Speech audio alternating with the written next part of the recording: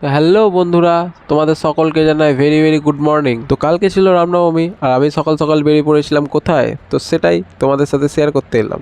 তো কালকে সকালে চলে গেছিলাম বড়মার দর্শনে, বড়মাকে পুজো দিতে। আর আমি গেছিলাম কল্যাণী এক্সপ্রেস ওয়ে দিয়ে, কেন যতবারই আসি ততবারই এই রাস্তাটা খুব ভালো লাগে। তো ফাইনালি পৌঁছে গেলাম বড়মার কাছে। আর গিয়ে তো দেখি এত লম্বা লাইন, বুঝতেই পারিনি যে এত তাড়াতাড়ি আসার পরেও যে এত লাইন হবে। আর এটা আমার জানা ছিল না যে সকাল 8টার আগে বড়মার পুজো স্টার্ট হয় না। তো তোমরাও জেনে রাখো, তোমরা যারা যাচ্ছ, সকাল 8টার আগে কিন্তু বড়মার পুজো স্টার্ট হয় না। তাই জন্যই এত লম্বা লাইন পড়ে আছে, কিন্তু লাইনটা বেশিক্ষণ দিতে হয়নি, খুব তাড়াতাড়ি আমরা বড়মার কাছে পৌঁছে গেছিলাম। দেখছিলাম সবাই এখানে চূর্ণিগুলো বাজছে, আমিও বাঁধবো, কিন্তু পরেই জানতে পারলাম ওটা চূর্ণি বাঁধার জায়গা না, ওটা ব্যারিকেড। কিন্তু তারপরেও সবাই ওর মধ্যেই চূর্ণি বাজছে, কিন্তু পুলিশ যখনই যাকে দেখতে পাচ্ছে তখনই তাকে বকাবকি করছে। তাই আমি আর রিস্ক না নিয়ে চলে গেলাম ভেতরে।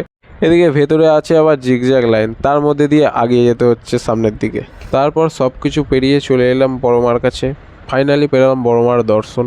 পুরো লাইনটা খুব তাড়াতাড়ি এলেও কিন্তু পুজো দেওয়ার সময় হয়ে গেল বেশ কিছুক্ষণ লেট। যাই হোক, কোনো রকমভাবে পুজোটা দিয়ে আমি বেরালাম বাইরে। আর তারপরে চলে গেলাম আমি ফেরিঘাটের দিকে। আর এখানে বিক্রি হচ্ছিলো বড় মায়ের অনেক রকম ফটো।